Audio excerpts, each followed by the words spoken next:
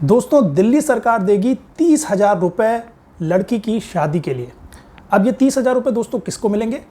अगर कोई महिला है जो कि विधवा हो गई है और वो अपनी बेटियों की शादी करना चाहती है तो उसको ये पैसे मिलेंगे। अगर कोई लड़की अनाथ है और उसको किसी माँ बाप ने गोद लिया था तो उन माँ बाप को भी उस लड़की की शादी करने के लिए ये 30,000 रुपये मिलेंगे। मान लीजिए कोई लड़की को किसी ने गोद नहीं लिया, वो अपने आप ही जमाने की ठोकरें खाती हुई किसी तरह अनाथ बच्ची बड़ी हुई, तो वो बच्ची खुद भी अपनी शादी के लिए 30,000 रुपये दिल्ली सरकार से ले सकती है। अब दोस्तों, इसमें ध्यान देने वाली बात एक ये है कि इसमें तलाकशुदा महिलाएं इंक्लूडेड नहीं है, केवल विधवा महिलाएं या फिर वो माँ बाप जिन्होंने बच्चों को गोद लिया हुआ है वो ले सकते हैं पैसा, या फिर कोई अनाथ बच्ची। तो दोस्तों, अब इसके टर्म्स एंड कंडीशन जान लेते हैं। सबसे पहले टर्म्स एंड कंडीशन तो यही है कि जिस भी लड़की की शादी के लिए आप पैसा दिल्ली सरकार से लेना चाहते हैं 30,000 रुपये, उसकी उम्र कम से कम 18 साल होनी चाहिए, क्योंकि 18 साल से कम उम्र की लड़की की शादी तो इल्लीगल है। दूसरा दोस्तों, अगर कोई विधवा औरत है, मान लीजिए उसकी 3 लड़कियां हैं, उसको केवल 2 लड़कियों की शादी के लिए ही 30,000 रुपये मिलेंगे, यानी टोटल 60,000 रुपये। तीसरी लड़की की शादी के लिए वो अप्लाई नहीं कर सकती है। इसी तरह मान लीजिए कोई पेरेंट्स हैं, उन्होंने 3 लड़कियों को गोद लिया, अब उनको भी केवल 2 लड़कियों के लिए 30,000 रुपये सरकार से 2 लड़कियों की शादी के लिए मिलेंगे, तीसरी लड़की की शादी के लिए नहीं मिलेंगे। उसके अलावा दोस्तों, जो भी इस स्कीम के लिए अप्लाई कर रहा है वो दिल्ली में कम से कम अप्लाई करने के समय पिछले 5 सालों से दिल्ली में रह रहा हो। अब देखिए दोस्तों, विधवा महिला के केस में तो विधवा महिला अप्लाई करेगी अपनी बच्चियों के लिए। इसी तरीके से जो अनाथ बच्ची को किसी ने गोद ले रखा था तो उसके माँ बाप अप्लाई करेंगे। तो इन माँ बाप को दिल्ली में कम से कम 5 साल से रहना होना चाहिए। अब एक ऐसी बच्ची जो कि खुद ही पली बड़ी है, अनाथ है लेकिन खुद ही पली बड़ी है, उसको किसी ने गोद नहीं लिया, वो अपने लिए खुद अप्लाई करेगी तो उसको भी दिल्ली में कम से कम 5 साल से रहना होना चाहिए। तो एप्लीकेंट जो है वो दिल्ली में कम से कम 5 साल से रह रहा हो। एप्लीकेंट की जो वार्षिक आमदनी है, यानी कि एनुअल इनकम है, वो 1 लाख रुपए से ज़्यादा नहीं होनी चाहिए। उसके अलावा दोस्तों, एप्लीकेंट का एक अपने नाम पे बैंक अकाउंट होना चाहिए। एप्लीकेंट के पास अपना एक आधार कार्ड होना चाहिए। एप्लीकेंट का आधार कार्ड बैंक अकाउंट से लिंक होना चाहिए। एप्लीकेंट का बैंक अकाउंट दिल्ली की ही किसी बैंक की ब्रांच में होना चाहिए। ये सारे दोस्तों आपके एलिजिबिलिटी क्राइटेरिया हैं। एंड दोस्तों, एक इसमें क्राइटेरिया और है कि आपको जब लड़की की शादी के लिए या लड़की खुद अपनी शादी के लिए पैसे के लिए अप्लाई कर रही है, तो जिस दिन शादी का फंक्शन होना है, जिस दिन शादी हिंदू में रीति रिवाजों के हिसाब से होनी है, उस दिन से 60 दिन पहले तक अप्लाई कर सकते हैं आप। मतलब आप सोचें कि उस दिन से हम 3 महीने पहले अप्लाई करें शादी के दिन से, तो नहीं कर सकते।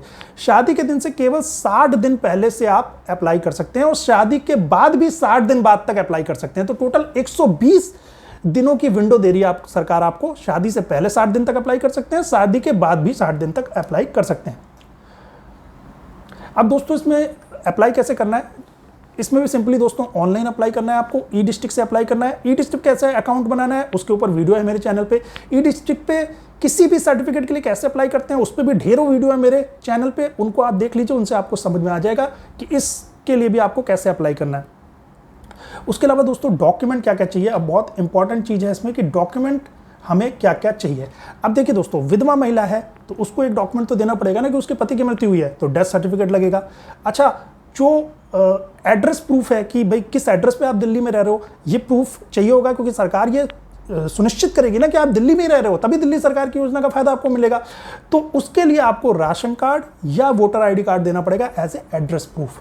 अच्छा, जिस लड़की की शादी हो रही है, मैंने बताया 18 साल से कम नहीं होनी चाहिए, तो उसका भी प्रूफ आपको देना पड़ेगा। तो या तो उसका स्कूल का लिविंग सर्टिफिकेट, स्कूल से जो लास्ट उसका सर्टिफिकेट है वो मिल जाए, उससे उसकी एज पता चल जाएगी, या फिर दोस्तों उसका बर्थ सर्टिफिकेट लड़की का लगा दीजिए, उससे भी उसकी एज पता चल जाएगी। अच्छा, अब देखिए, जो लड़की खुद अपने आप इस जमाने की ठोकरें खाती हुई एक अनाथ बच्ची बड़ी होती है, उसको किसी ने गोद नहीं लिया, वो बच्ची को क्या है कि एफिडेविट देना पड़ेगा।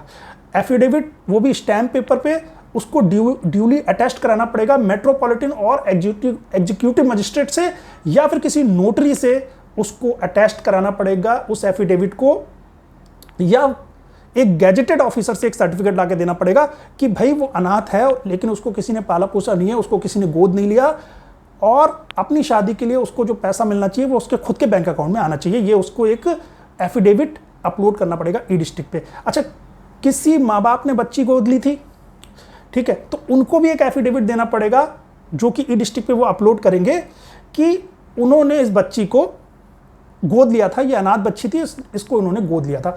अच्छा, अब मैरिज का जो इन्विटेशन कार्ड है उसको भी अपलोड करना पड़ेगा। भाई जिस मैरिज के लिए आप